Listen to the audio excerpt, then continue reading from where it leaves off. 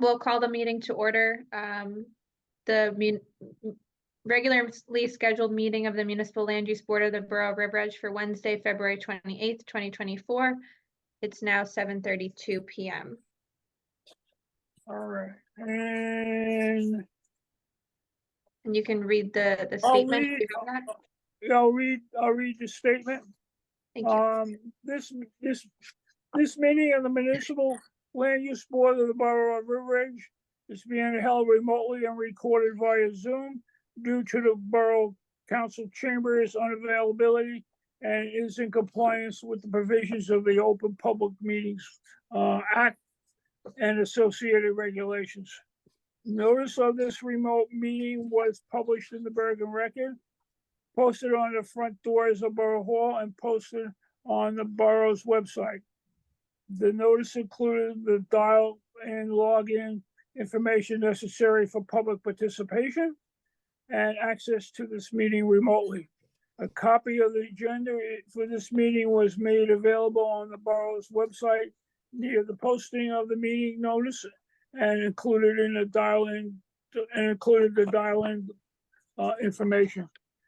During the public comments period of this meeting, if you would like to make a public comment, please press the raised hand button on Zoom or dial *9 on your telephone keypad to raise your hand. The board will address you by name or by the last 4 digits of your telephone number. You may mute or unmute yourself by pressing the microphone icon on Zoom or dialing *6 on your telephone keypad. You must state your name and address prior to making a public comment. Okay, now that being done, we will move to the regular agenda. I'll take the roll call. Oh yes, roll call, correct. All right, Mr. Mayor. Here. Oh, lost him. Mr. Caslin is excused tonight. Ms. Boland. Here. Mr. Merman. Here. Mr. Pfeffer. Here. Mr. Cray and Mr. Kinigo are excused tonight. Councilman Glass. I see him. Can you hear me? Can you hear me? Yes. And Mr. Gibbons. Here. Okay. All right. Also present is Mr. Behrens, our planner, Mr. Costa, our engineer, and Mr. Depkin, the zoning officer. Okay, before we start, I'm going to declare my usual 10 p.m. curfew for the evening. So we ask all the participants to be distinct in their presentations. Moving on to the agenda, under correspondence, we have a correspondence pending, which is the annual report of the planner and Ed Walter. I know it's in preparation, and we'll let Tom Behrens address that at this point. You want to get into that now, Mr. Merman? I wanted to handle it under correspondence. Okay. I understand it's in preparation and not ready for the evening. Okay. All right. Let me just open that up real quick, and we'll breeze through that. Bear with me.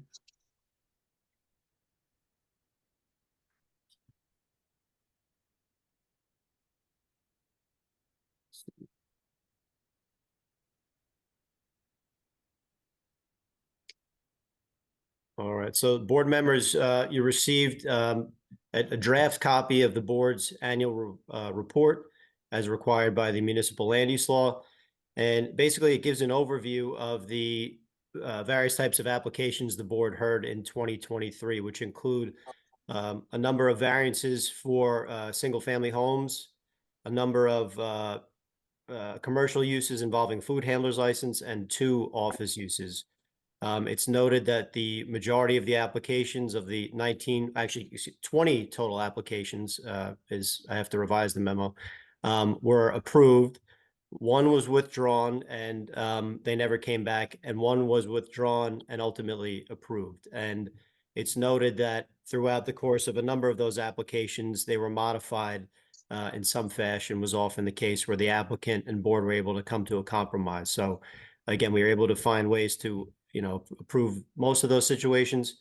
And as far as board recommendations go, and certainly board members can add on to this, I just identified the number of zoning ordinance amendments that we've discussed in the past, which we do have more or less have fleshed out, and we'll get that to the board immediately in the form of a draft ordinance, so you guys can make recommendations to the mayor and council, as well as just commentary on this, perennial issue involving the food handler's license. The review and the extent to which applicants come to the board, and the issue becomes they have to submit a site plan application if it's for a change of ownership, or if there's no variances required, or there's no site improvements at all. So just to review and make sure that no changes are warranted, or maybe some are. And one additional item, which I'll add as a board recommendation, is to deal with or to modify how the borough currently treats fast food uses. As the board will recall, we had the Dunkin' Donuts application, which had a drive-through facility. Currently, the ordinance is silent on drive-throughs, so it's just another area where we should update and modernize the ordinance. And again, if any board members have any comments, feel free to let me know tonight, or you can send me an email or a call. It would be great. Thank you. Great. So we'll wait till next board meeting to review any changes and accept your report. Is that the route we'll go? Yes, that's appropriate. Okay, very good. Okay, thank you, Tom. Let's go to the minutes. Board members have received copies of the minutes of the February 14th meeting. I reviewed them. I did not see any changes. And I don't know if any board members had any comments or additions to the minutes. Right, if you do, I'll be open to those right now, and we'll address those. All right, not hearing any comments regarding the minutes. Can we get a motion to accept them? So moved. Thank you, Mr. Second, Yep. Thank you, Ms. Eileen. All right, We'll do, can we take, I'll just do a roll call because there were so many, were some absences, so I'll just call the roll for those eligible. Mr. Mayor, yes. Ms. Boland, Yes. Mr. Merman, yes, Councilman Glass, Yes. Mr. Gibbons. Yes. Okay, the motion passes. very good. Next, item are the memorializations. First one is, Peter and Grace Kim, 536 Monroe Court, block 702, lot 12. Were there any comments by any of the board members on that memorialization? I must say that I didn't receive that until late today, and I myself didn't get a chance to look at it.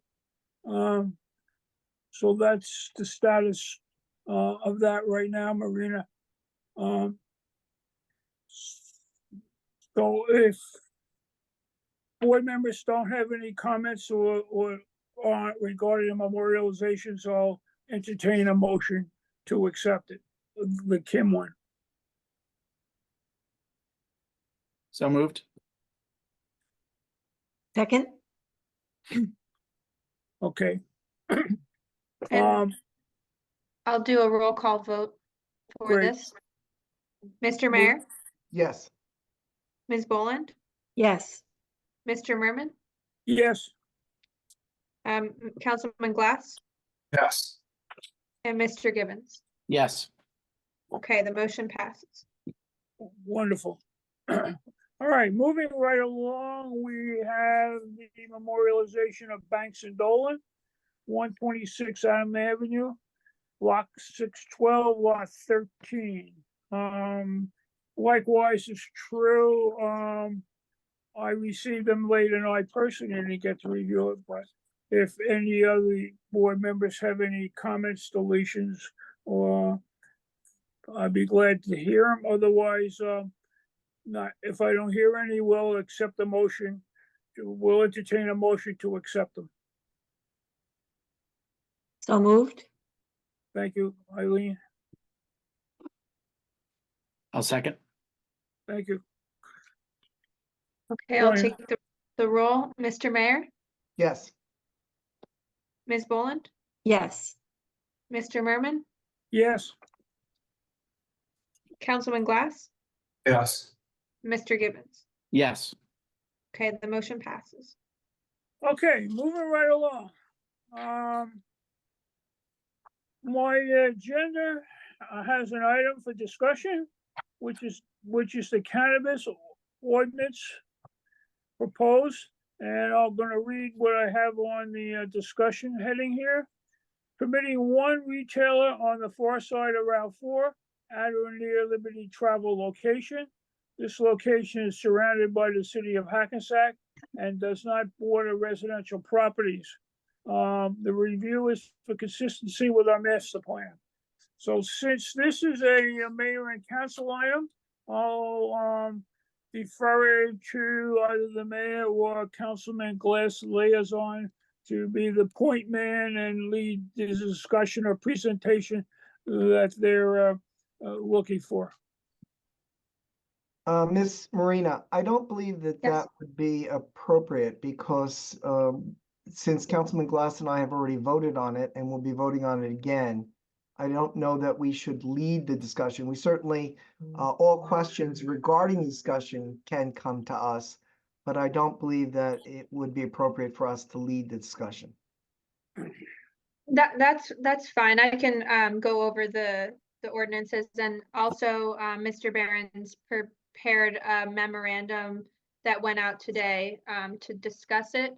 At the mayor and council meeting on Monday, the governing body adopted 3 ordinances relating to establishing a cannabis overlay zone in the borough.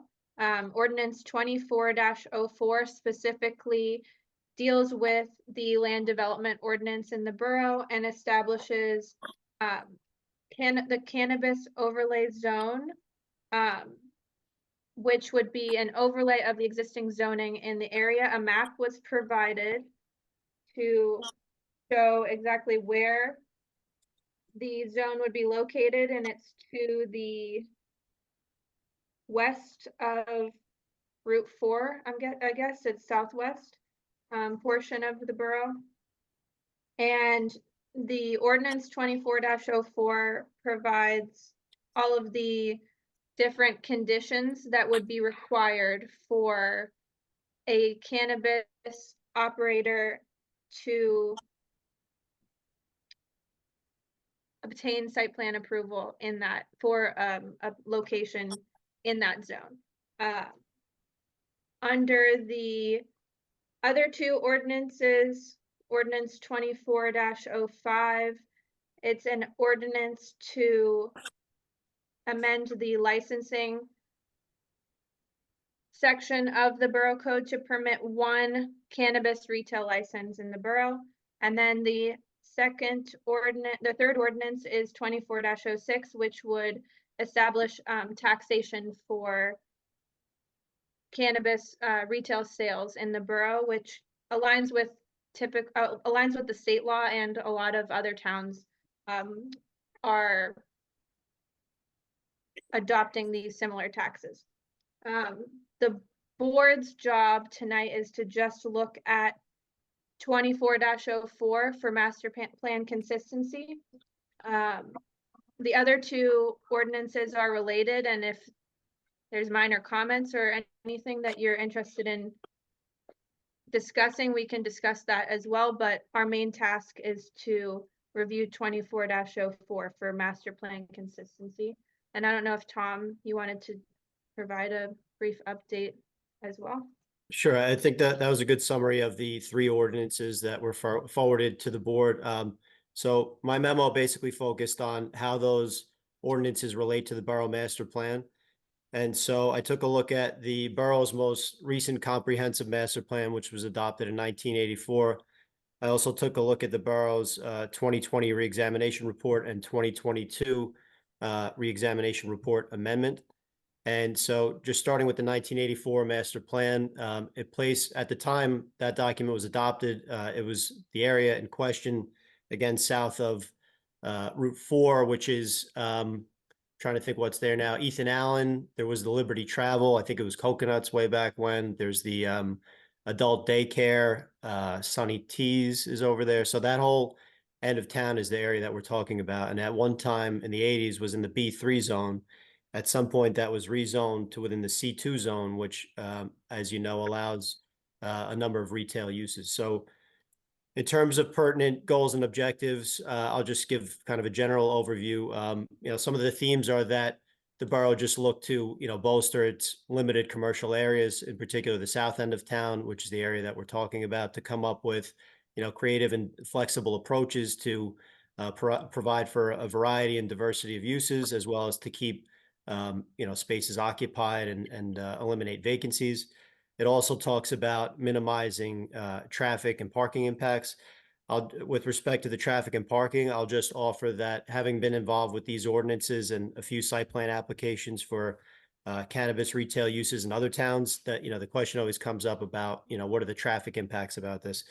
I think the experience is that now that there's at least 72 of these retail operations throughout New Jersey, the novelty is sort of worn off a bit and people are getting a little more used to it and comfortable. There's also a bit more competition. So where you might have had one in, one corner of the state, there's now a few choices. So I think these uses have been able to regulate themselves somewhat. That's not to say that, with the grand opening, there might not be some level of interest, but I think there are a few ways that these operations have been able to control traffic.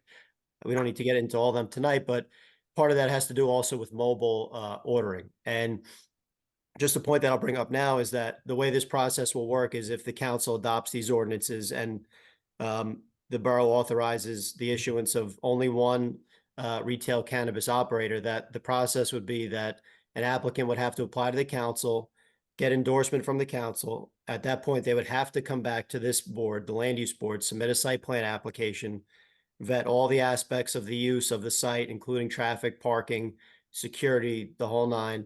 And at that point, they could do it either after or simultaneously, they could pursue a license from the state. So that's how the process works.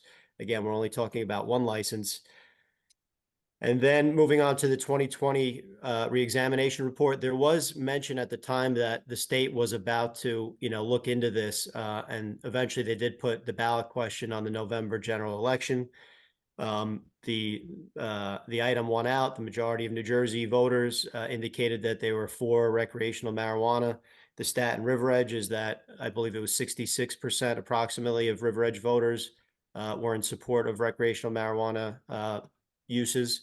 And then in the 2022 report, it just acknowledged that the borough's position at that time was that the use simply wasn't permitted. And part of that had to do with once the regulations or once cannabis uses were legalized in New Jersey, municipalities had to pick a side. You either had to dive right in and say, yes, we allow it. But at that point, you would have been committed to stick with it for a period of 5 years. You couldn't turn back and say, we changed our mind. So most towns took the approach of, let's wait for the actual regulations to come out. Let's see what we're getting into and let's let things develop and evolve a bit so we can understand what the impacts of these things actually are going to be. And again, we're a few years down the road. Again, there's about 72 of these in operation. So relating this back to the master plan consistency review in summary, again, I think there's some aspects of this where it promotes, again, this diversity in commercial uses. I don't see any inconsistencies in that regard. And that's really what the board is tasked with, to see if there's any inconsistencies in the master plan. Certainly, the reexamination reports identify the borough's status at that time, but I don't think they suggest that the borough, in no point would be open to the idea of it. And certainly, board members, you can interpret these documents as you see fit. But again, that's just my perspective. So, if anyone has any questions, board members, feel free to ask away. Mr. Barron, I just want to add a little bit. Thank you for that wonderful presentation. When the constitutional amendment was completed and cannabis was moving forward, the legislature had failed to get the regulations out, and so most municipalities, like River Edge, had to choose. If we did not make it illegal, if we did not prohibit cannabis in our town, it would automatically become be available in our town. So most towns, most of the 565 municipalities in the state of New Jersey issued ordinances that denied or prohibited all 6 licenses. And this is only upon we have been approached. We did not go out to be approached, but we were approached by cannabis organizations for us to reconsider license 5 and only license 5, and that would be retail. And the overlay would place all of the appropriate properties that license 5 may occur in on the other side of Route 4.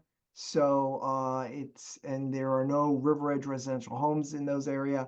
They are surrounded on 3 sides by Hackensack, and River Edge is part of River Edge crosses the Route 4 highway. So this is the part that crosses the Route 4 highway. In addition to this, the council sent out notice to all, to my knowledge, to all. We asked the clerk to send out notification of this to all of our committees, our boards, our commissions, our recreation department, saying if the public would like to comment. The public did come and comment. We had an open public meeting just for that, where no action took place. And at that, oddly enough, the number of people who spoke in favor versus the number who spoke against was almost exactly the number of River Edge residents who voted for us. I think we had essentially 61 or 62% voted at our open meeting, and we had 66, I believe, in the actual constitutional amendment. I believe it was a constitutional amendment. So I wanted to add all these things. The ordinance that you see was created by an attorney, Mr. Lagana, who does this for many municipalities.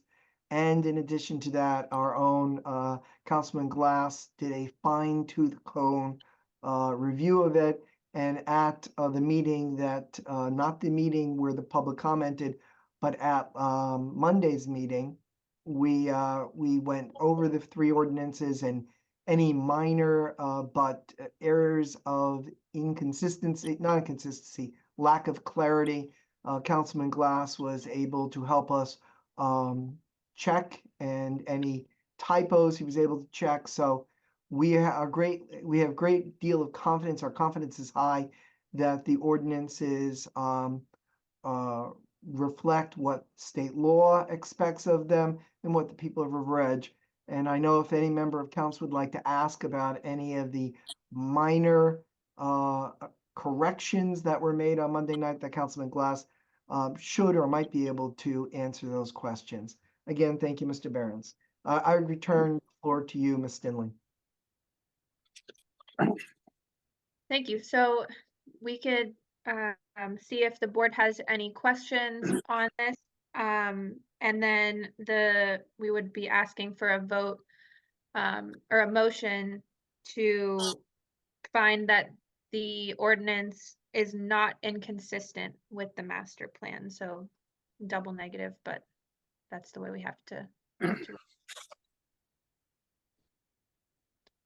I do have a couple of questions, not necessarily related to the consistency with the master plan. It does appear to me that it is consistent with the master plan.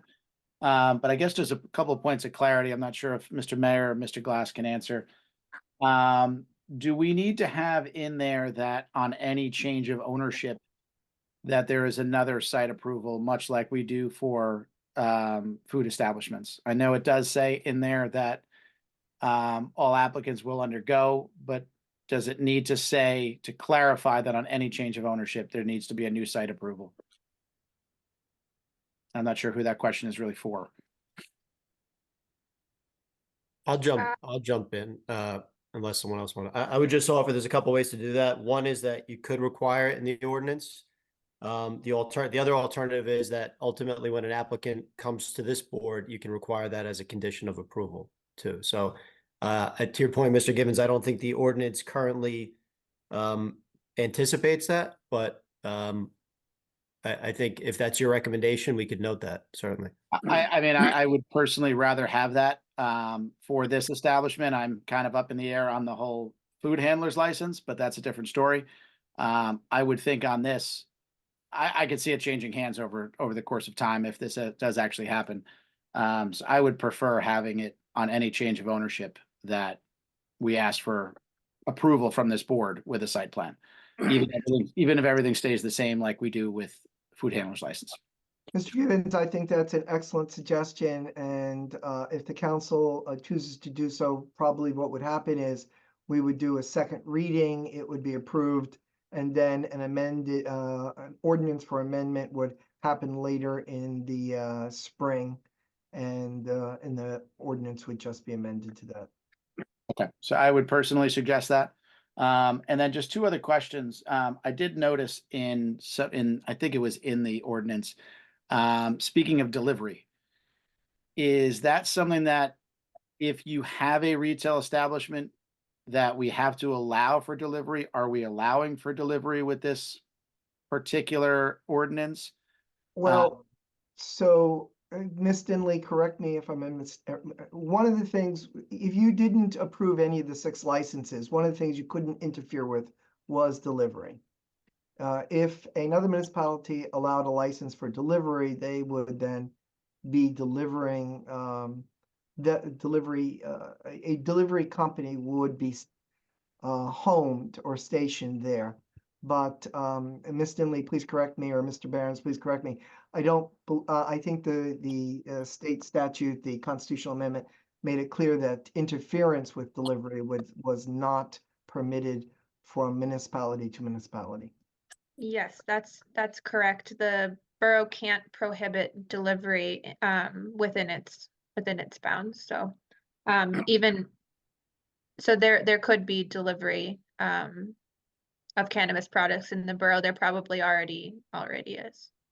I'll just add, and this might answer your question. So let's say the operator is in New Milford, they can deliver to River Edge, but a delivery service cannot open in River Edge as their home base.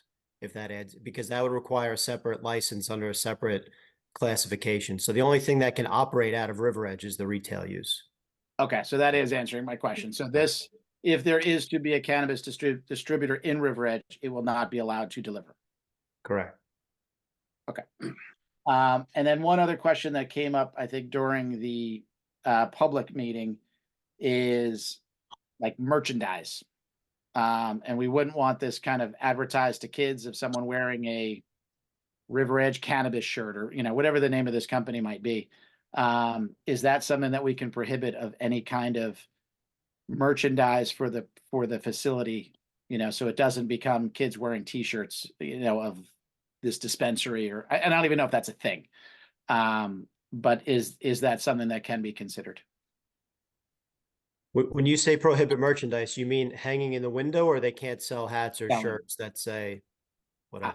Prohibiting the sale of, I don't know if that's even legal.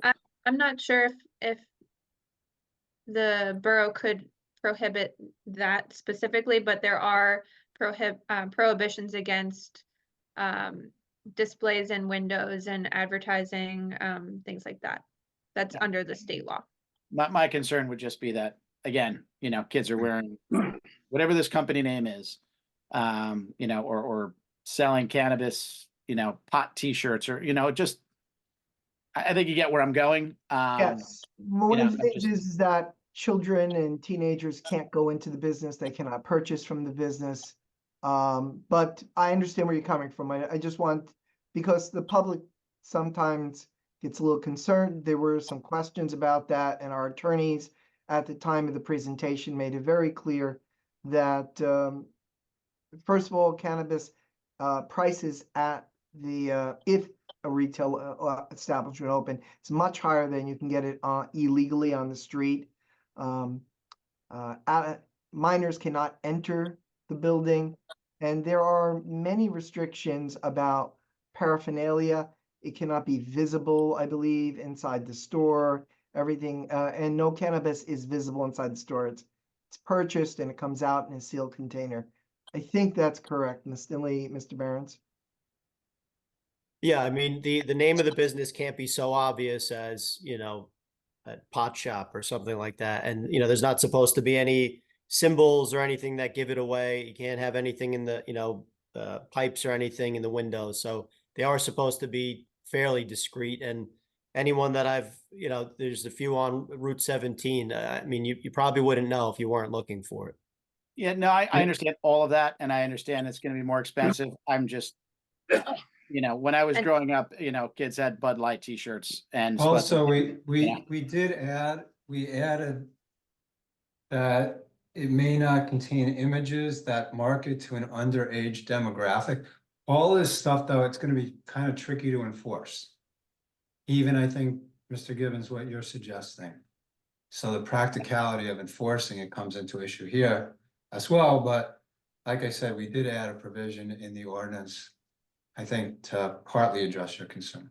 Okay, I mean, even if it's a deterrent, you know, and Right. you all have answered my questions. Thank you. Mr. Chairman or Marina, somebody? Mr. Pfeffer, yeah. Thank you. Yeah, I just wanted to jump in on the point about t-shirts and any kind of restriction on that. My guess, I haven't looked at cases on that, but my guess is that that would run afoul of constitutional First Amendment rights. And if we tried to prohibit people from, whether they're kids or anybody, from wearing certain t-shirts, whether it's advertising or shirts with symbols on it, we're opening ourselves up to a lawsuit.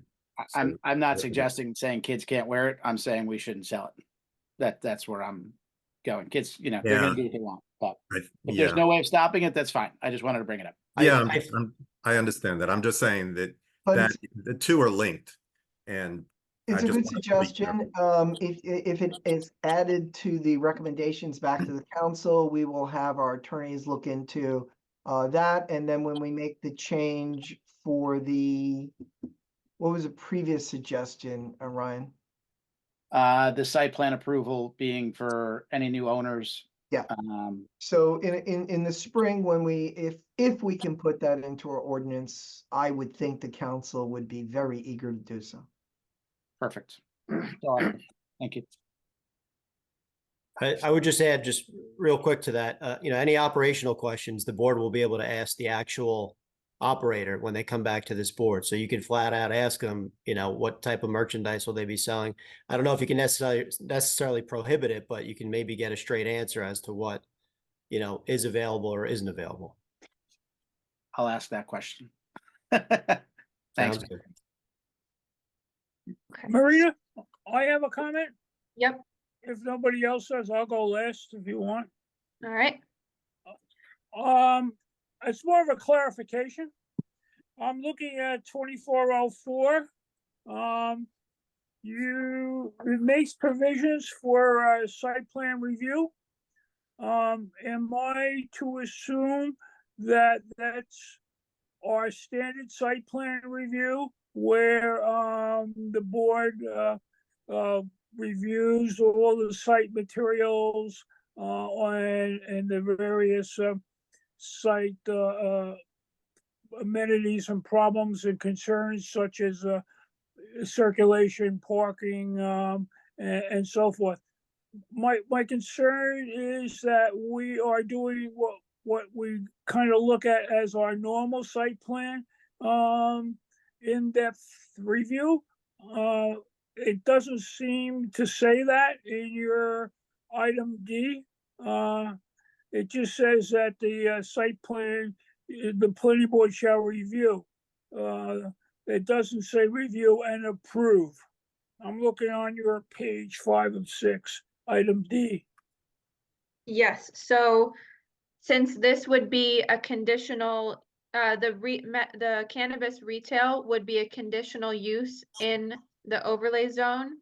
So as a conditional use, it would have to obtain approval from the land use board. Or stand, okay. Yeah, Very but good. I will make a comment to, I will put in a note that the language could be clarified. Thank you very much. I'm concerned Councilman about that. Glass, I think we did clarify the language on Monday. Do you remember that?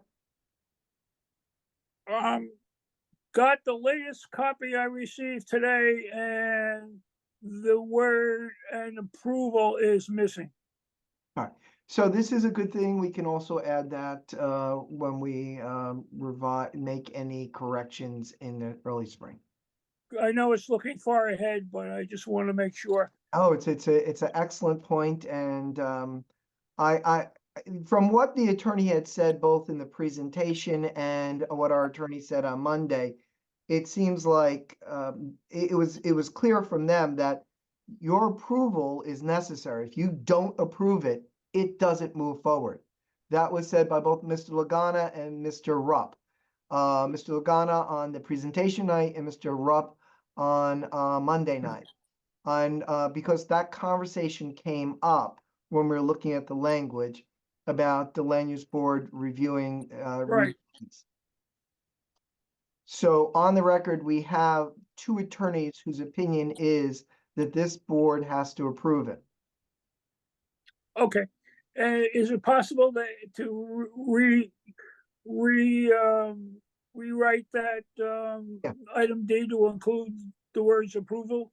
I would assume the council would be very open to that. I couldn't imagine the council opposing that. So when we clean up the language in spring, we could do that. Wonderful, thank you. I had one other question, and I don't know if you can answer it. I was in on the mayor and council Zoom meeting, and I believe the lawyer, Mr. Logano, mentioned that you're looking at a window of maybe a year or more before we might see a site plan application. Is that still valid? Does it look further? I know it's a crystal ball. Yeah, I think he was simply talking about kind of a progression and the requirements to go to the state, to come back from the state, to go to the council, to go to the land use board. But there is no guarantee it would happen sooner or later. There is simply an understanding of how the process works. Okay. Very good. That's my questions. If no other board members have any comments, Marina, you could call for a motion. And I assume that you need a motion from this board tonight that what's presented meets the master plan requirements. Is that correct? Yes, that the ordinance 24-04 is not inconsistent with the master plan, and that the board recommends the changes that were discussed. So if we get a motion, a second, and a vote, I'll prepare a resolution for the next meeting that we will present to the council. Okay. If anyone else doesn't have questions, I would certainly present that motion. Okay. Second. So I would propose that ordinance 24-04 is not inconsistent with our master plan, and along with the recommendations that were brought forward tonight, to send this along to the mayor and council. Second. And second from Mr. Pfeffer. I'll do a roll call vote for this. Mr. Mayor, Yes, Ms. Boland, Yes. Mr. Merman, Yes, Mr. Pfeffer, Yes. Councilman Glass, Yes. Mr. Gibbons. Yes. All right, the motion passes. all right, so we're back on the regular schedule now. Yes. Okay, let me get back to my notes here. We're moving right along. All right, so next we have oh, I got so many papers on this. Let me get rid of that. Next, we have the completeness review for David Arabi, 246 Wayne Avenue, River Edge, Block 372, Lot 26. I have block 906, lot 26. Is that correct? Well, I'm looking at Mr. Barron's letter here, and it said 372 lot 26. Let me go to The agenda says a different lot and lot, Yeah, block. the and lot. correct lot is 906, block 906, lot 26. It Okay, was well, let's incorrect go on with- the original letter of denial. okay. Okay.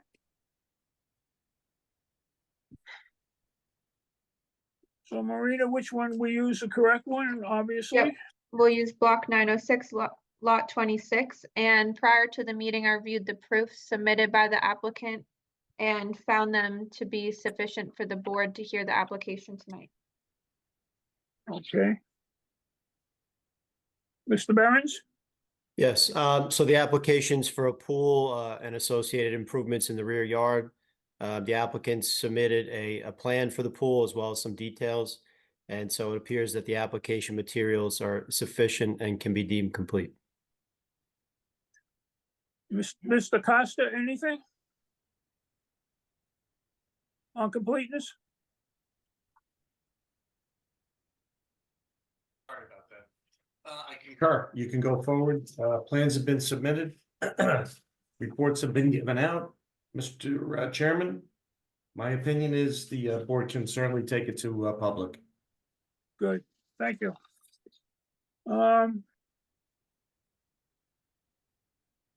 So do we need a motion for completeness acceptance? Yes, So moved? Mr. Gibbons, Second? second, Ms. Boland. And I'll do a roll call. Mr. Mayor, yes, Ms. Boland, Yes. Mr. Merman, Yes, Mr. Pfeffer, Yes. Councilman Glass, Yes. Mr. Gibbons. Yes. Okay, the motion passes. okay, so we'll move on to new business. And new business is the same, David Arabi, 246 Wayne Avenue. It's block 906, we say? Yeah, Lot 26? that is correct. Okay, and it's the proposal to install new in-ground pool in the rear yard. Borough Article, ordinance 41615, maximum lot approved coverage permits a maximum approved lot coverage of 35%. Where the property has an existing approved lot coverage of 39.4, which will be increased to the non-conforming 40.0 variance. The variance relief is corrected. Welcome Right. aboard, Mr. Arabi. I'll have to, I'll swear you swear me? in. Yes, Right. so if you please raise your right hand, whoever is going to be giving testimony, if you just raise your right hand. Do you swear or affirm that the testimony that you're about to give will be the truth, the whole truth, and nothing but the truth? Yes. Do. And could you please state your name and spell your last name for the record? I am David Arabia, Arabia, And your address? 246 Wayne Ave, River Edge. Okay. And I see it, Mr. McClellan is here, your engineer, and we've had Mr. McClellan here before, but if you could just give your qualifications and some background, just for the record. Sure, Sean McClellan, last name spelled McClellan. I graduated from NGIT in 1997 with a Bachelor of Science in Civil Engineering. I've been a licensed engineer in the state of New Jersey since 2004. And I've testified at boards in Morris, Passaic, Essex, Hudson, and Bergen counties, as well as this board. All right, thank you. And do you have anyone else here with you that will be providing testimony? My wife is on the call also. I don't know if she'll be giving testimony, but you may want to swear her in, I All guess. right, if you just raise your right hand. Do you swear or affirm that the testimony that you're about to give will be the truth, the whole truth, and nothing but the truth? Do. And then just state your name and spell your last name for the record, please. Danielle Arabia, 246 Wayne Avenue. Last name is spelled Arabia. All right, thank you. And Mr. Arabia, you could proceed. Sean will also give testimony, obviously, like if there's any engineering questions.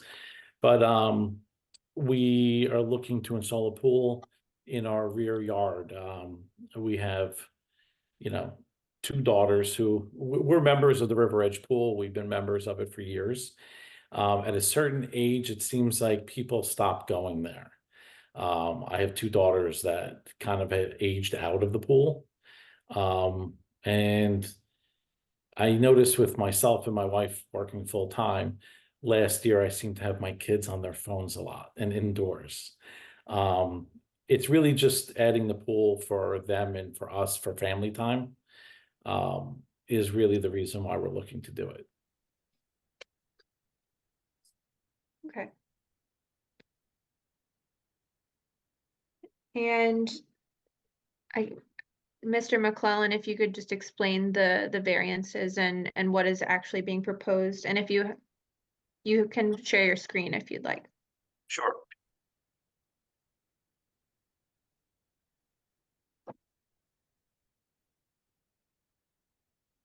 I'll just go through the existing conditions briefly. The property is in the R1 residential zone. It is deficient on a lot width where we have 68.63 or 75 feet is required. The existing house is not conforming as far as side yards. It's got 5.1 and 4.8 where 7.5 is required, and the side yard is deficient at 9.9 where the combined side yard is 9.9 where both side yards is supposed to be 18, and the impervious coverage is 39.4 where 35% is all that's allowed. You can see here we're adding a swimming pool with a small paver apron around it. The pool and coping combined is only 560 square feet. The apron is 320 square feet, and the pool equipment, which is over here on the right corner, is 20 square feet. And to help get the coverage down, you're removing two existing patios in the rear. The increase from the existing to proposed just over 50 square feet. They're giving us a total impervious improved coverage of 39.9%, where 35% is all that's allowed. Just briefly, as far as brought up in Mr. Costa's letter, this plan does not show any type of seepage pit or drainage chamber for the pool, but as part of approval, we will add that to the plan and submit that to Mr. Costa for his review. That pretty much sums it up, and I'd be happy to answer any questions.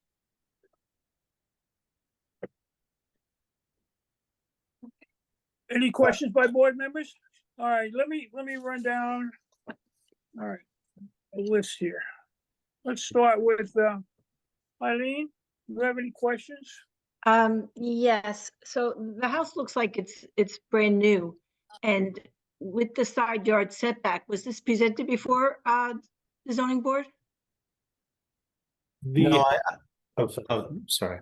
Okay, I mean, I can speak. The house itself was a ranch. We did not add to it. We just put a second level on the house.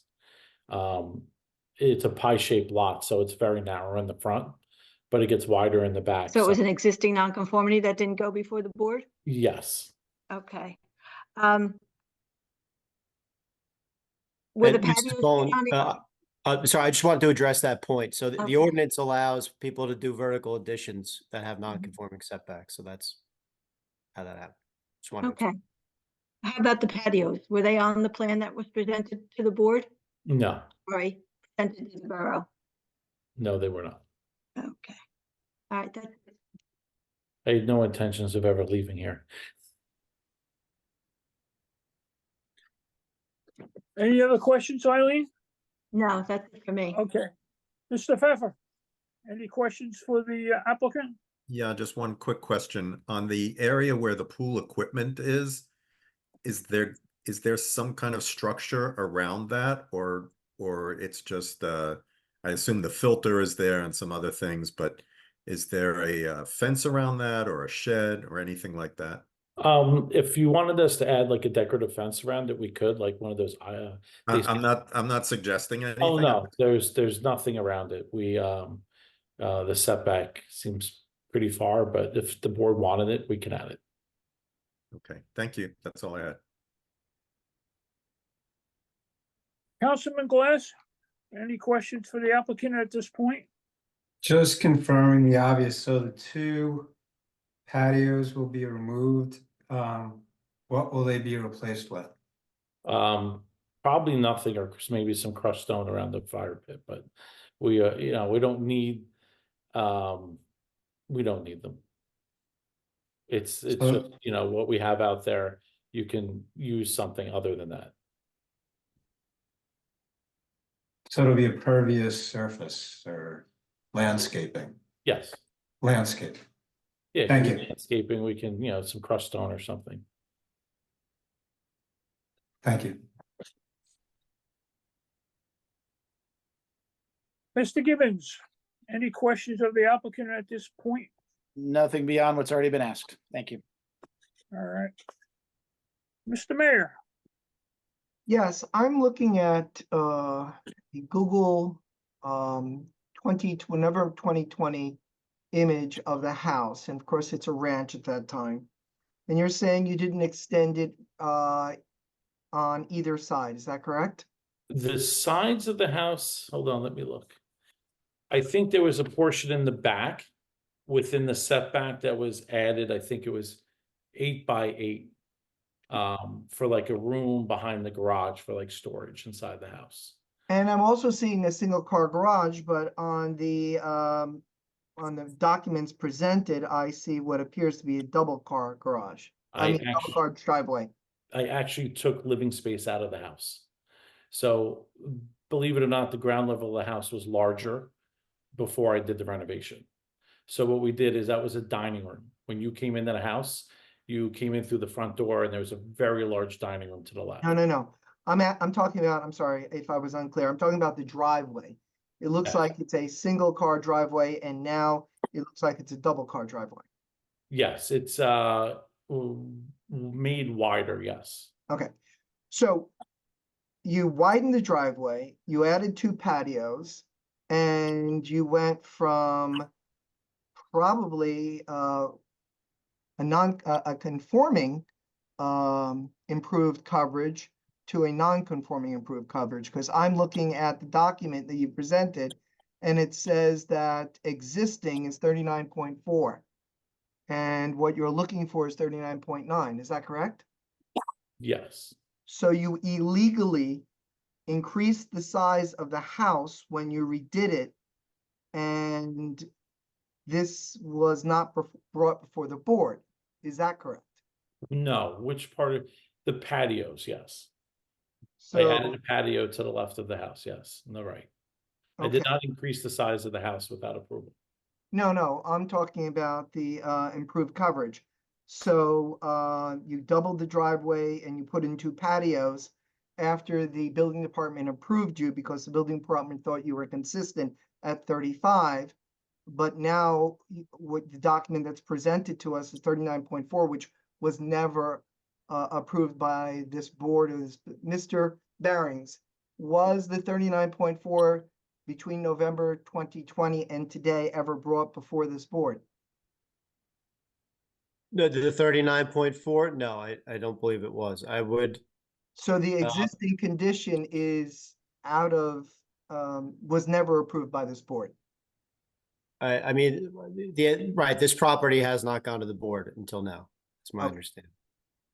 So one of my concerns is you're asking us to approve an in-ground pool, and you're saying you're going to take out the 2 patios, but you had already put the 2 patios in without our approval. So what assurances do we have that you won't simply put the patios back or use an impervious coverage in the future? I mean, I'm wondering how we can assume in good faith that you will keep to the decision of the board when you already are outside of the approval of the board with the patios and the double driveway that currently exist.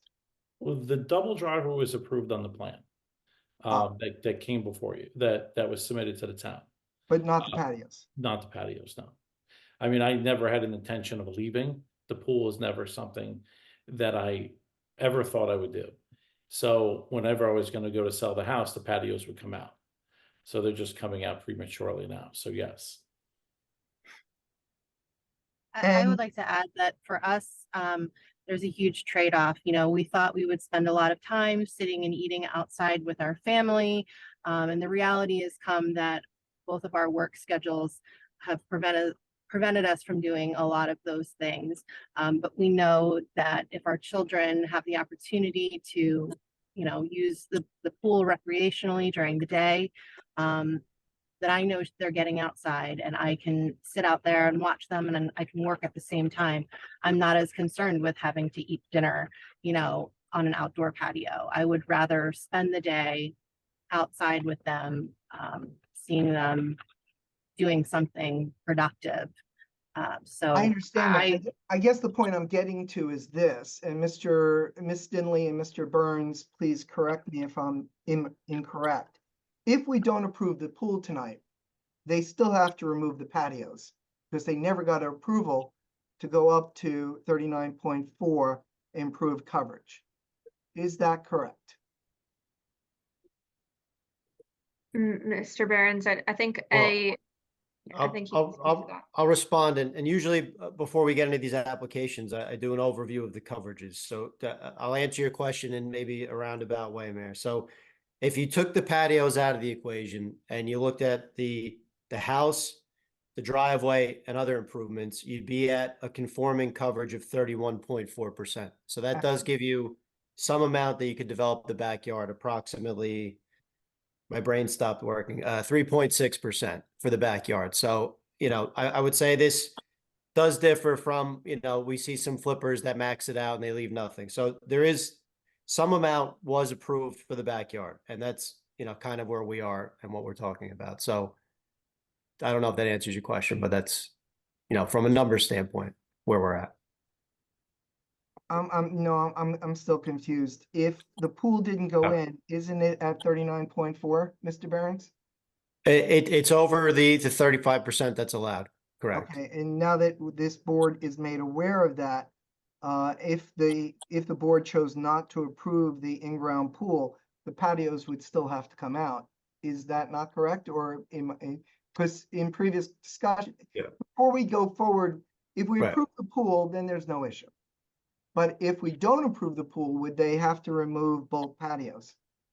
I think and maybe I answered it the wrong way. They'd have to get back to a conforming coverage. So it wouldn't be the entirety of the patio, but some amount to get back to 35%. Okay, because they Half. had gone up to 35% without approval. Well, I think the original plan that was approved was approximately 35%, certainly not over, but, you know, again, in terms of any corrective action, that would be the magic number, let's say, because if you removed all the patios, you'd be down then again to 31.4%. And we wouldn't want that. I just want that clear because in our deliberations, we have to understand that if we approve this plan, then they will now have an approved 39.9%. But if we don't approve this plan, then they will have to remove enough of either the macadam driveway or the patios for them to return to the 35% that they were supposed to be at.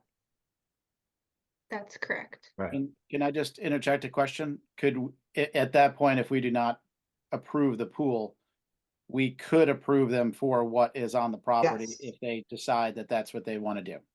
Because I believe we've had that situation in the past where there was a pre-existing non-conforming that wasn't approved that we then approved for that person. Yes. I believe that is true. Is that true? Yes, that's correct. So in the process of this application coming before the board, it was revealed that the patios were not approved. And they could be approved at this time. They could be removed at this time and the pool be added. Or if the application's denied, then portions of the improved lot coverage would have to be removed to be compliant with whatever the plans were that were submitted at the time of the addition. Okay. I just wanted to clarify that as we move forward. Thank you. Yes, and I will fully finish the rear yard where you can come take a look and see that it will conform with what I'm showing you. Yeah, I think that, granted, the pavers that are back there will probably used for the coping of the pool. And you'll see a fully finished situation back there. That would be cost prohibitive to finish and then take it out and do it again. I would show you, they'll be able to come look. We can submit photographs to you. I mean, I know that the engineer comes and looks and, Steve comes and looks for the final sign off. So, Mr. Arabi, are you saying you are not going to install the pool? No, I would like to install the pool. I would rather remove the patios. All right. If there are any other member comments at that point, I'll present mine. Can I ask a quick question? Just because Sure. we've talked about a lot of different things. So is my understanding correct that you're coming here basically asking for a swap? You take out the patios, you put in a pool, but basically the coverage remains the same in terms of percentage. Yes, that or correct? we can even install the pool minus the coping if you wanted, and it comes in less. Okay, no, I just wanted that question answered because the other issue is that you did the patios without approval, but I just wanted to be clear that what you're coming here with is essentially a swap. You're not coming here with any proposal that increases the coverage. No. It keeps the coverage the same, but it swaps out the patios, and you're coming here asking for approval for the pool. And I fully understood when I came here, I did not try to change what was in the yard. I fully came here showing you what I did. Understanding this, and I know this. This isn't something I didn't know, but I also wanted to be forthcoming with you when I came here. Yep. Okay, thank you. Mr. Merman, I'm sorry, I have a quick question. Sure, go ahead. I'm sorry, can you hear me? Yes. It looks like, just a question, at the closest point, kind of in the front yard, the structure is on one side about 5.1 feet and on the other side about 4.8 feet from the property line. Will you need to go onto the neighbors' properties to get equipment to construct the pool into the backyard? It's a small machine that we use to get back there. My neighbor is fully aware of it. They're fine with it. The machine gets their mats that are put down. The machine goes in the backyard. It stays in the backyard, and then it comes out. And it comes out on big rubber mats where it doesn't disturb the land around it. It's not a very big machine that goes back there. You can't fit a very big machine back there. It's not technically that big of a pool. So a small machine can do everything. Okay, Mr. Glass? Thank you. All right. And I can get you something signed by my neighbor if you wanted it. You know, I'm very close with them. All right. I usually wait till last when I'm chairing. So I'll give you my observations. My observations is that you have a huge lot. Your lot size is 147% over our normal 7,500 square foot minimum. So you have a huge lot there to start with. So when we start talking percentages, we're not talking normal percentages on a smaller lot. You're talking percentages on a lot that's almost 50% greater than we normally have. So let's be clear on that. It's my opinion, and I agree with the mayor's observations, and I'm going to put it a little bit differently, that you created a situation that's over the 35%, and now you're asking us to hold the existing that you created at 39.4%. So you created your own hardship, and now you want us to eat it. I'm not so certain I conform to that thinking. Now, going along with that, what about putting in a smaller pool? Have you considered that to get your coverages down? The reality is a smaller pool becomes a cocktail pool. It's just a giant, you know, it's an oversized waiting room, like it'd be 3.5 feet deep. You know, that this is the, you know, otherwise you can't get a 6-foot pool. There's regulations that come with it. So in order to get a pool that's 6 feet deep, this isn't even 8 feet. The size has to be this minimum size. It's kind of why we even designed a kidney shaped pool to fit like with the property aesthetically. Well, right now, I'm not so convinced that you should be able to hold that hardship variance that you yourself created. I can't see myself approving this coverage the way it is, no matter how you cut it. So even if the patios are removed, you're saying that it's an issue? That's correct. The patios, as the mayor just proved, don't belong there. You arbitrarily went in and put them in, and now you're claiming those as a hardship. I'm actually not claiming that's a hardship. Well, you created one. Well, then what is your purpose? How does the town benefit from this installation? What are the benefits to the town? I took an old house and I improved it that was sitting on a piece of property that was empty. I didn't increase the print, I went up. So for me, the backyard is something I spend time with my family. I don't, you know, it's, Yeah, you haven't convinced me. I All mean, right. Before, go ahead. I didn't mean to cut you off. no, it's fine. I mean, I'm just, Okay. I don't know if I'm, you know, I left the things on the plan so you can see what I did. Like I came here forthcoming. It wasn't that I tried to tell you I did something I didn't. I kept the pool at a smaller size. I know of other applications that have come before the board across the street from me. Is lots smaller than mine. He's got a bigger pool than that in his backyard that was approved a year ago. I tried to keep it smaller. You know, that's what I tried to do.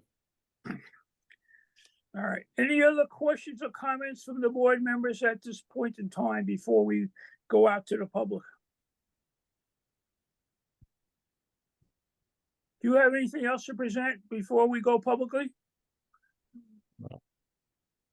Okay. Board members, any questions, further questions at this point before we go public? All right, not hearing any. I'll accept the motion to go to the public for comments. So moved. I'll second. Thank you. So all Okay, in Ms. favor? Aye. Aye. All Aye. right, any opposed? Okay, so we are open to the public. if you're interested in commenting or asking questions about this application, please use the raise hand button on Zoom. All right, we do have one person. So I'll ask that you please state your name and address for the record. Hi, my name is Darren. I'm living in 250 Wayne Avenue, And what is your last name? LAU. Thank you. You can make your comment or questions now.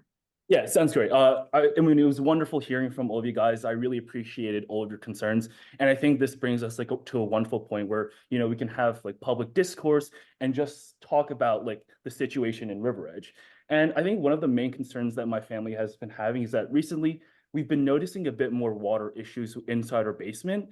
I think we just are slightly concerned that with more soil being taken away from our neighbor's property, that it could lead to flooding concerns and increased water runoff into our yard.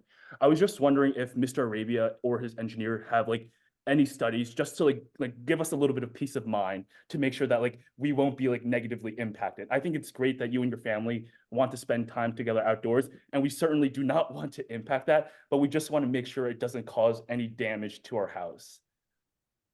Okay. Sure, I can speak to that. Hold it a second. Whoa. We're gonna take all the public comments in one, and we're gonna bundle them together, and there's gonna be one answer given. So, Ms. Steinley, we want to see if there's any others out there. All right, are those all of your questions, sir?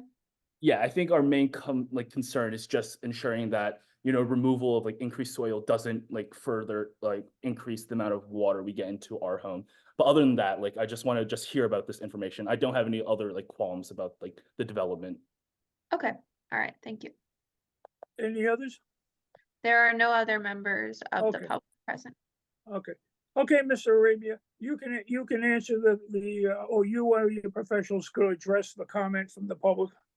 Should we close to the public first?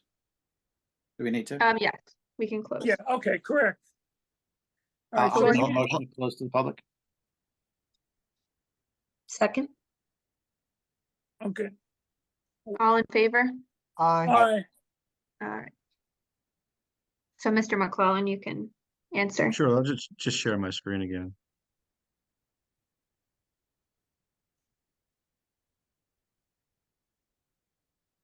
So the member of the public with the question, are you lot 27 or are you lot 25? Or a different lot, or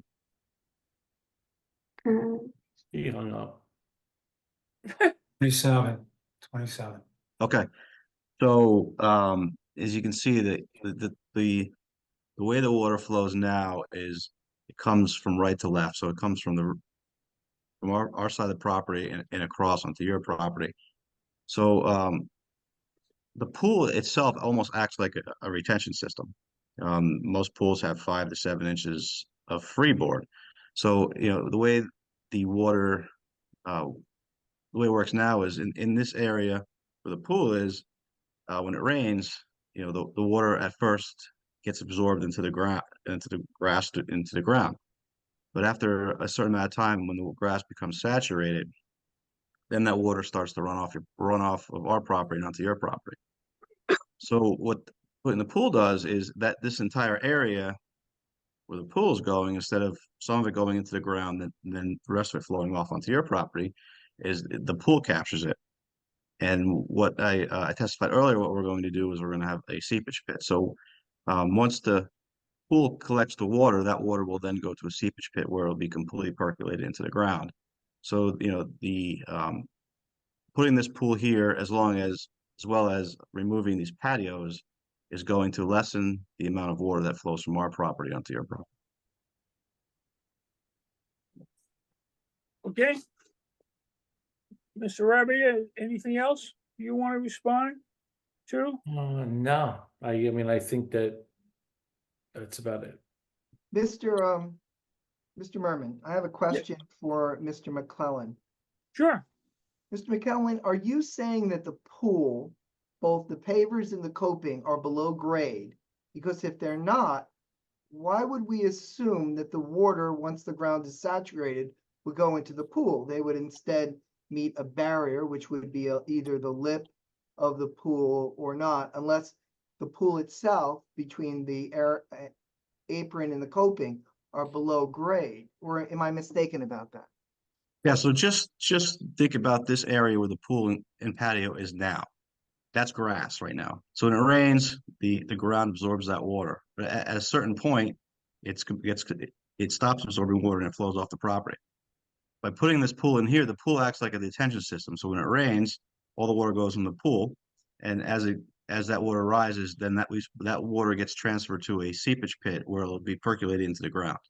So the water that So used you're to not flow talking onto. about runoff from the lot 25 side. You're simply talking about water being retained in the pool. And when the pool begins to overflow, it goes into a seepage pit. Is that what you're saying? Right. So during a storm, some water is going to go into the ground. Some water is going to run off the property, but in the area of the pool. But if the pool is installed, zero water in that area will run off the property. It'll all be stored in the pool and then transferred to the seepage pit. So the amount of runoff that will come off this property post-construction will be less than pre-construction. I understand. Thank you for the clarification. You're welcome.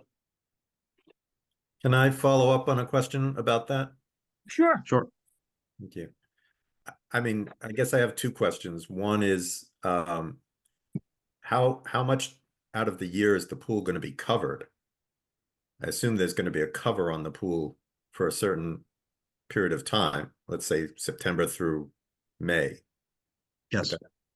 Okay. So as I testified to earlier, we're going to have a drain around the pool and patio. So when the pool is covered, the water that falls on the cover will go into. There'll be a perimeter drain around the pool and patio that will go into the seepage pit. So the water will still be caught even when the pool is covered. Okay. The cover also that's used on the pool, the water runs through that cover. It's not a cover that's solid. So it just keeps leaves out of the pool. The water is dropped in the pool. So in the wintertime, it's dropped to about half full. And then the stretch cover that goes on top of it, water runs through that top. So I know what you're thinking. You're wondering if it's like a tarp that goes over it. It's not. Yeah, I mean, I It's used to have a stretch pool cover. and it was, Yeah. some water leaked through, but it wasn't like a mesh or a screen. Most of the water ended up pooling on top of the cover. Yeah, this should be a stretch cover that water runs through.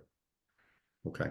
Yeah, All it's a pond cover when you look at it. Like you can almost, like a kid could walk across it. Sag in, but it's water runs through it. So just to summarize this, and I don't mean to beat the horse, but just trying to get clarity. Is it your representation that the water running off to the neighbor's property as it stands now would actually be less when there's a covered pool and a seepage pit on your property? That actually would reduce the runoff to the neighbor's property? That is correct. And the removal of the patio will also help reduce the runoff as well. Okay, thank you. Any comments from any of our design professionals? Mr. Behrens, Mr. Costa? I'll add just to reiterate a few points, mostly from a numbers perspective, and just again, there's the one variance for improved lot coverage. River Edge counts the body of the pool as coverage. Some towns do, some towns don't. There's debates about that every which way, but in any event, we count it. But again, from a numbers perspective, if just looking at including the house and basically what's in front of the house, you end up at 31.4%. So again, that gives you about 3.6% in the backyard. That translates to an extra 396 square feet that would get them to 35% as of right. So there's a little bit of a buffer. And then, so essentially the additional 4 or 5% that they're requesting is essentially the body of the pool. I'll ask the applicant's engineer to confirm, but But again, I think he, did a decent job itemizing the various coverage aspects of this. So, I mean, from a numbers standpoint, that's where they are. Again, they still have a little wiggle room in the back as of right. And then it's the body of the pool. I don't know, with the topography of the property, if there's any way to, provide any additional drainage solutions to help out the neighbor to, we'll call it the left at 250. Again, I'll leave that to the engineer. But, again, from a planning point, from a number standpoint, those are the facts. So let's confirm a number. If we were to approve this application, what Right. would the percentage be? The improved lot coverage? I'm looking up whatever the plan says. It's like 39.9. 39.9. right. I didn't hear it. I didn't hear that number. Repeat that number, please. 39.9. It's 39.9 in the, as Mr. Burns said, Okay, okay, the pool and the coping makes up 5% of that number. okay. Okay, any further comments? Mr. Costa, you have any comments? And again, just again, for clarity and for the record. In River Edge, the pool, even though it sounds like a great argument, the pool counts as impervious. So whether there's a freeboard of 5 inches, 6 inches, 7 inches, 8 inches, it doesn't matter. So in this case, if I got the numbers correct, between the pool and the coping, 560 square feet, 560.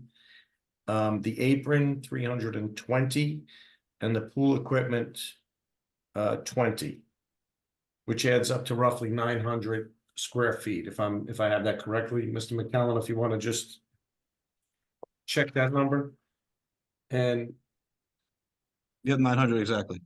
with the old rules, rule of thumb, roughly 1.8 gallons for every square foot.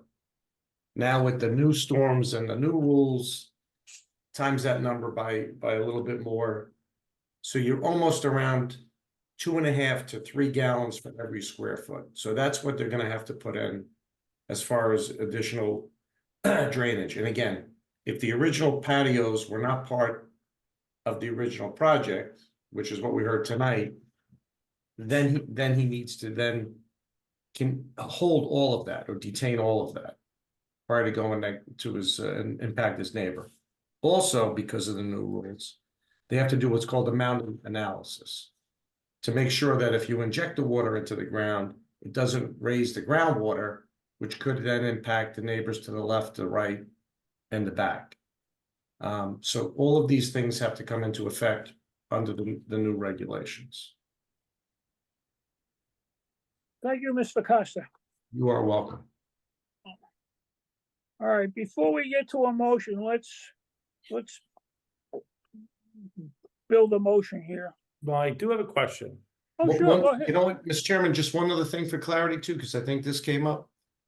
When, I would say for the past quite a few years now, an as-built has to be provided to the building department, and that as-built gets reviewed by Tom, Steve, myself. We review it for soil movement. Tom would do it for the zoning, and probably Steve in the same respect. So once he gets his CO, you have an as-built of what was done there. If he comes in later and starts placing the pavement, the pavers down, guess what? You can see this, that it's different from the original application that would have been caught immediately. Also, with the advent of Google Earth, it's amazing when you click on those little aerials and you go back in time. I could probably tell you when the work was done. If we want to report back to the board at the next meeting, and maybe tomorrow morning when I get in, we'll do that if it's necessary. But when you click those little dates on the bottom of the photos, you can almost tell when it was done, when it was CO'd, and if there was any work done after that fact. Thank you, Mr. Costa. You are welcome. Okay, So, Mr. Arabia, yes, before we go to a motion, do you want to make any final comments? Well, if we remove the coping around the pool, it brings us to what is the percentage? Like, the apron around the pool, You remove the apron, I believe it brings it to 37%. There you go. which I would be fine with. I would be. I'd be grateful for that. It's, for me, I can do it like a California style pool with grass around it.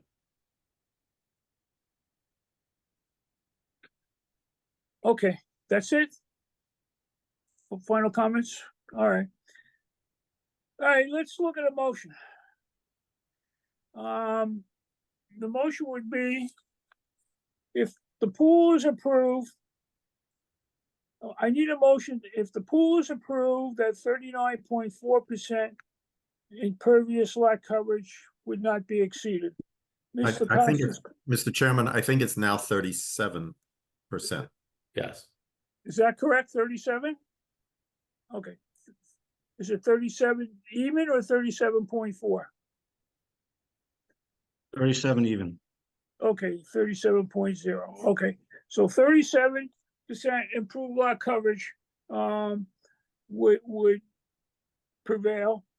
And Mr. Costa's Costa Engineering comments would also be incorporated. If for some reason this motion fails, then the applicant will return the improved lot coverage to 35%. All right, now with that understanding, I'll call for a board member to incorporate that into a motion. I'll make that motion for block 906, lot 26 to approve impervious lot coverage of 37%. Total impervious coverage. I don't think we need to really add anything to that. That would be 37% impervious lot coverage. And And addition that the applicant will comply with the engineering comments and reports regarding drainage, installation of seepage pits, and the removal of the patios. Okay, Yeah, that's so perfect. patios tomorrow. Yeah, the patios would have to come out to get to that number, Yes. so. Yeah. Second. okay, now we gotta have a second part to this motion. If the motion does not, for approval, does not pass, then the applicant will return the total impervious lot coverage to 35.0%. Does that have to be part of this? Because that would just be what he would need to do, I would imagine. Well, let's make sure it happens. I will do whatever you want me to do. Thank you. Okay, we have a second on that motion? I'm just a little confused because if we Um, vote on this motion, we're voting for one outcome, but we're also saying if the motion doesn't pass, there'll be another outcome. So I don't know how we vote Oh. for that. Mr. Merman, I think we should vote on the affirmative motion that was presented by Mr. Gibbons. And then if it does not pass, we'll just confirm on the record those steps. Okay, I'll take Okay. council's advice. All All right, right. so we So have this- we have a motion. Do we have a second? Second. Yes. Thank you. All Okay. right. Marina, Okay. you want to do a roll call? Yes, thank you. Mr. Mayor? Come back to me, please. Okay. Ms. Boland?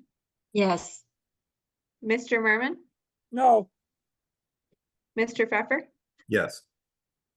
Councilman Glass? Yes. Mr. Gibbons? Yes, And Mr. Mayor?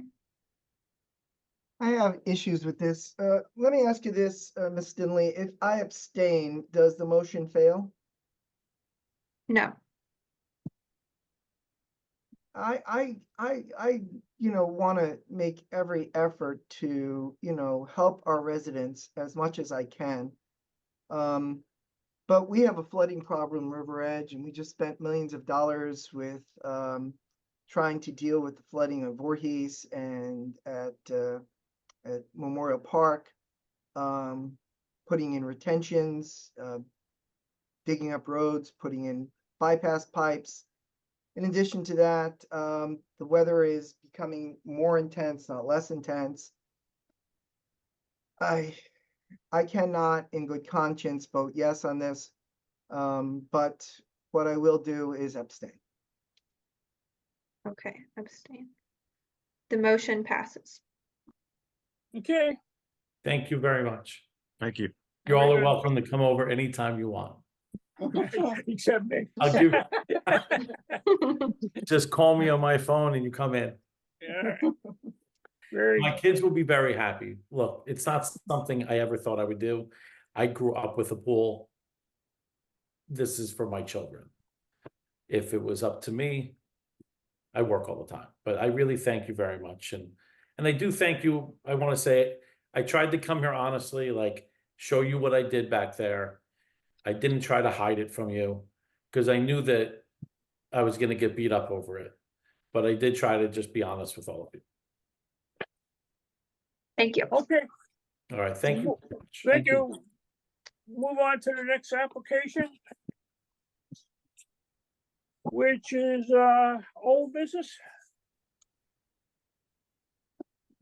Yes, and Mr. Merman, we do have a member of the public that's raising their hand. If you want to just type in the chat your question, I can answer it off the side, but there's no public comment period right now. Okay, we can continue. Next business to come before the board is old business. That's Cassiana Tam Jenny, which is 429 Windsor Road, block 809, lot 25. This application has been carried from January 10th, 24 and February 14th, 24. The proposed renovation to dwelling, patio and pool and driveway extension, a rebuild on the existing foundation and add two-story addition, which requires variance relief. Okay. Is there anybody representing the applicant? I believe the applicant is here. Yes. And I also have my engineer, Tom Donahue, and my architect, Mike Capo. Okay. All right, and for the record, the applicant and Mr. Capo were previously sworn at the January 10th meeting and are still under oath today, but the applicant's engineer was not present, so I'll swear him in now. So if you please raise your right hand. You swear or affirm that the testimony that you're about to give will be the truth, the whole truth, and the truth? I do. Please state your name, spell your last name, and provide your address for the record. Thomas Donahue, Donohue, 210 Summit Avenue, Montvale, New Jersey, 07645. Thank you. And could you provide the board with some background on your experience and licensure? Sure. I have a bachelor's of science in civil engineering from the New Jersey Institute of Technology. I'm a licensed engineer in the state of New Jersey and New York, and I have over 35 years of experience preparing site plans and subdivisions, and I've testified before 100 planning boards in northern New Jersey. Mr. Merman, would you accept this? Yes, we'll accept this. Where your credentials are in good order, in good standing, correct? Yes, they are. Thank you. My license is in good standing. Great, thank you. We'll accept your credentials. All right, now this is a application that's before us. It included a pool. We had you heard previous comments from the board, and now we're going over a resubmission where you took into account the board's comments and revised your drawing and site plan.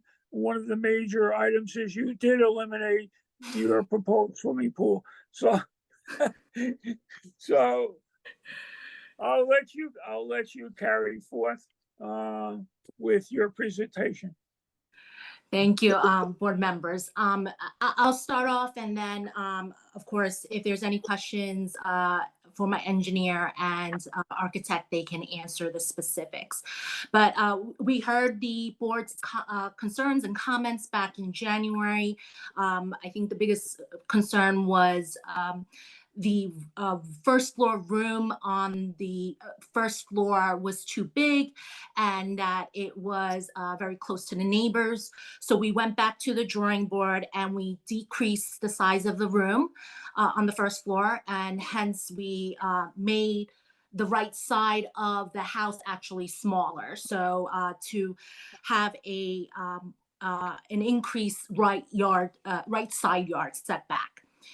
In addition, we also removed the pool with the smaller room and smaller right side and a smaller patio.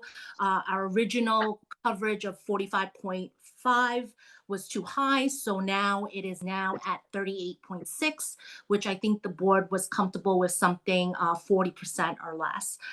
So those are the major revisions, and we hope you reconsider and see our efforts in trying to address the board's comments. But Mike or Tom, or if you have questions, they can answer that. Okay. Board members, do you have any questions or comments for the applicant at this point? And we'll start with Ms. Boland. My only question is, are you planning on keeping the existing walkway to along the side of the dwelling?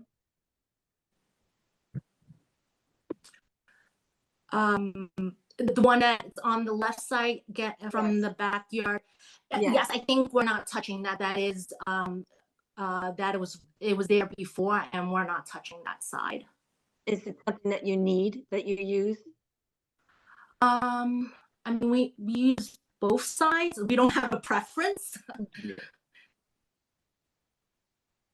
That's my only question, whether if you were to reduce it at all, could you take out that sidewalk? I don't think we would have a problem with that. If that needs to be taken out, sure. Okay, that's my only question. Okay. Sorry, what Okay. was which walkway are you It's discussing? to the left of the house. It's an existing walkway to the left of the house. Left of the garage, right? Yes. Yeah. Mhm. Yes. Because an 18-foot driveway is a good size, but the sidewalk, I feel is something if you don't use it, you could get rid of it.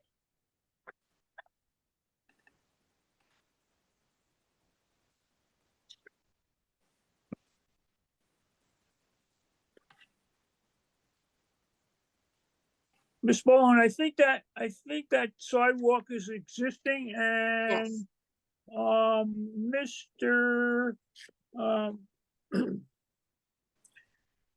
Barron's pointed out the last time that it's substandard for clearance from the property line, and I believe if it was to stay, we would need a waiver of some kind. But having visited the site, it looks like that would be a main artery or walkway or access to the rear yard along that side. Right now, there's no other way to get from the street directly to the rear yard. I think it would be useful for it to remain. Okay. All right. Mr. Pfeffer, you have any comments for the applicant at this point? No, I do not. Thank you. Okay. Councilman Glass, do you have any comments on the revised drawings at this point? I don't, thank you. I don't. Okay. Good. Mr. Gibbons? No real, I just wanted to make a comment that I, appreciate you going back and reviewing the comments that we had and coming up with a more reasonable plan. And it's a much more reasonable plan that makes more sense, and hopefully meets the needs that you have for your property.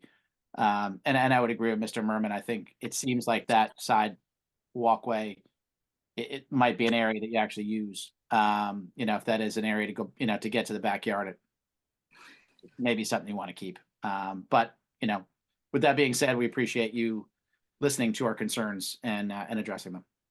So that's it. Thank you. Mayor, Mr. Mayor, any Oh, I'm comment? good, Mr. Merman. Okay, thank you. My comments are, I'm very glad and appreciative that you went back and revised your plans after carefully listening to the board's input the last time. And I think it will work out quite well. I would like to hear any comments from the professionals at this point. Mr. Behrens, anything? I'll just review the compliance aspects of it. So there's 3 technical variances being requested. One, as was discussed, pertains to that existing side walkway where a minimum 2-foot setbacks required. Again, that's an existing condition. They did, narrow down the footprint of the house to increase the side yard setback on the westerly side of the house. So now it has a single compliant side yard setback where it's now 7.5 feet. But on the other side, there's a non-conforming. So when you add the 2 together, it's less than the minimum required combined side yard setback. And again, where the existing non-conformity is on what we'll call the left side of the house, it's a 1-story garage, and it complies on the right side where they have the 2-story addition. Then beyond that, the 3rd variance pertains to the improved lot coverage, where the current proposal is 38.6%. So those are the variances being requested. Okay. At this point, if the applicant has nothing to present further, we will go out to public comments. No further comments. Okay. So can I get a motion and a second to go for public comments? So moved. Thank you, Eileen. Second. Thank you. Okay, All in favor? Aye. Aye.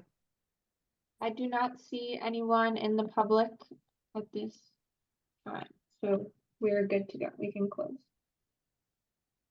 so no, Motion to no, close? no public comments, correct? Correct. Okay, so let's have a motion to close it to the public. So moved. Second. Thank you. All right, so Aye. Aye. All in favor? Aye. I. That was coordinated. We're working with you, Mr. Merman. All right, so are there any additional comments from the applicant at this point? Not hearing any. Mr. Casa, do you have any comments? Just again, we did a letter on this and a review. I wasn't at the last meeting, but from my understanding, the plans have been revised. Excuse me, they still have to do obviously seepage pits, drainage, soils, make sure the soils can accept it. And if they have to increase the size of anything, then so on and so forth, then we can deal with that also through the soil moving permit that'll be required if this is approved. Thank you. You're welcome. Okay, Mr. Behrens, I'll give you one last shot. I have nothing to add at this point, Mr. Murray. Thank you. Okay, Mr. Merman, I'll make a motion if you're open to it. I'm open to it, and remember, that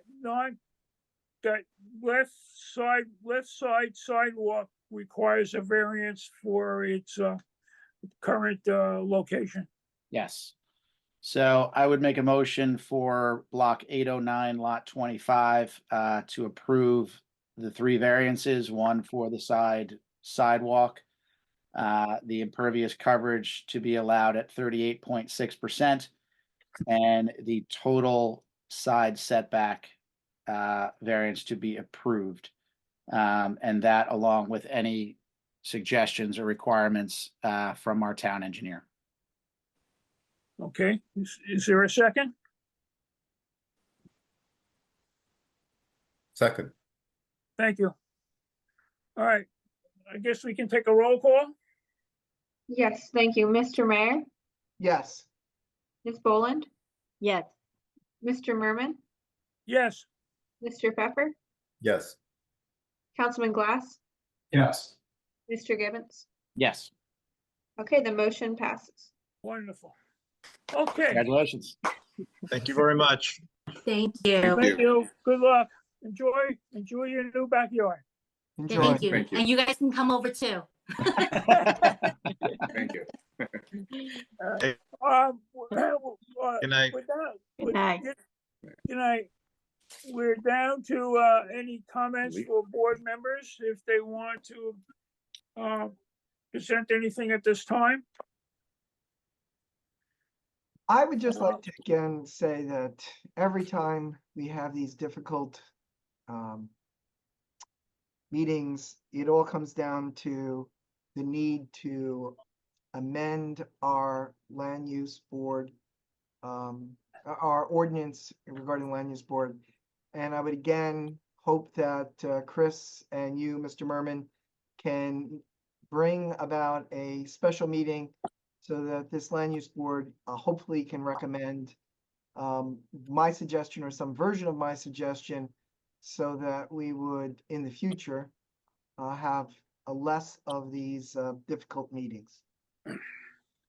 Okay. I'll work with Chris on that. I think part of that is compiling a list of the issues that we've got to look at. And I think a major one that still remains, but is outside what you're referring to, is our sign ordinance. I think that requires input with our borough planners. It's just going to be a new ordinance. I think that's true. I know that I was working with Mr. DeRosa. We had I won't say which, we had a business that did an LED sign. We have an ordinance against neon signs.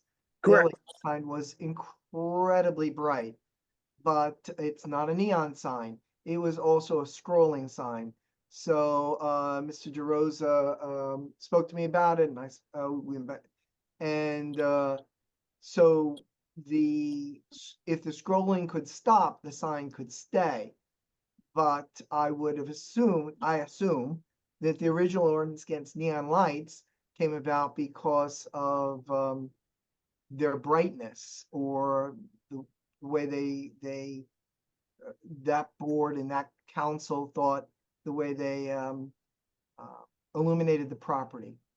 So signage is a problem. I regularly get emails from residents about signage. I pass them on to Mr. DeRosa, and he's working very, very hard on that. But it would be better if we could update our signage ordinance. But I will not bring this before the council, just as I will not bring my suggestion before the council until this board weighs in. Okay. Very good. I hear you. There's a lot of work there. And we had some committee assignments that are going to have to be updated, and I'll work with Chris on that, just to mention it to him. Mr. Merman, just kind of on that front, I think we should be discussing too, and I think it's part of the ongoing conversations I think we need to have is, how do we feel about, some sort of allowance for the pools and or I don't know the right word, but is less impervious materials, the paving materials that are less obtrusive, at least explore those options if it's something that we want to address. Do you get an allowance if it's a pool, for a certain extent? I know other towns do things like that. And I think it's something we should at least discuss as a board if we are open to those things and if that actually helps. Do those things help with water problems? I believe the mayor offered a suggestion to be looked at from an ordinance standpoint of pools or rear yards exceeding the 35%. It was particularly aiming at pools, if I recall. I've got part of it written down from minutes, and I guess we're going to have to look at that also. There's a lot to be done there. Let's put it that way. Yes. A lot to, and the summer's coming, and I'm not so certain we're going to be able to gather people to do it. But Mr. Merman, I'll work with Chris on it. This is my issue. This happened last year. It happened the year before that. It's happened my 4 years as mayor. There's so much to do and it never gets done. And then the summer comes and then we're back to a busy. So I would ask that you and Mr. Caslin not try to do this as a whole, but do this in parts. Yes, it's good. Let's look at my suggestion and maybe separate it from the signage. And then let's have a discussion about that, even if we do it at the end of the meeting. Because all we have to do is move a suggestion that this body feels is appropriate to the council, and then the council takes over. And then if you want to do another meeting or another ending, see, we're ending right now at 9:24, or we finished our business at like, I think we finished at 9:10 at this point. And then, so not hold it all up until we have all of it. Let's take it in pieces, because we don't ever get anything done in this area. Am I wrong? You're absolutely, this sign, just as an example, signage has been hanging there before you became mayor. Good. But let me elaborate on the point that you just made. Yeah. Maybe we should consider allotting a period of time at the end of each meeting, whether it be a half hour or 45 minutes, devoted to these special needs, I'll call. I would think I would have no problem with that. I don't know if the rest of the body would have a problem with that, but I very firmly hope that you and Mr. Caslin can consider not doing this as a whole, but in pieces. Correct. Let's send a recommendation. If we want to send a recommendation each meeting to the council for consideration, that would get the ball rolling. And if we could deal with the backyard issue and first, because that's what's causing the water problems. And as I said, we've spent millions of dollars just in the last 2 years with the Voorhees and Kensington and Manning corrections that we were doing on the paper street. That also helped with Memorial Park. And then we had to run additional lines. Mr. Costa can speak to this. Mr. Costa, do you remember how much we spent just on the total cost or the ballpark? I wish I should know the number off the top of my head, Mayor. Is it 3 million? No, I don't think it was that high. I don't believe it was that high. So between 2 and 3. The good news for me It is worked that it seems to perfect. work. It's working. So my insurance company so far is off the hook. So that's the good news. It's definitely there was a large storm since it's been finished and today, and it's working. Really worked. And so, I just ask for this body to prioritize this issue above all else. And then let's leave time, or if time is available at the end of each meeting, to talk about the other issues. That would be great, but something is better than nothing. Well, I mean, that should be easy again, if you break it down, like I agree with you, Mayor, break it down one by one. What's the biggest priority? If sign is the biggest priority, do the sign first, do the backyard second. I don't think the sign is the biggest priority because we're not No. spending millions of dollars on signs. The only thing I could say, I'll tell you what's interesting. There's more application for pools since COVID. Prior to that, I probably approved, I don't know, I can't even remember how many, to remove pools. So why that's changed, and I have a feeling as time goes on, and when people see the expense, the maintenance, the people that all of a sudden come over to their homes, it'll reverse back to the old thing and get rid of them.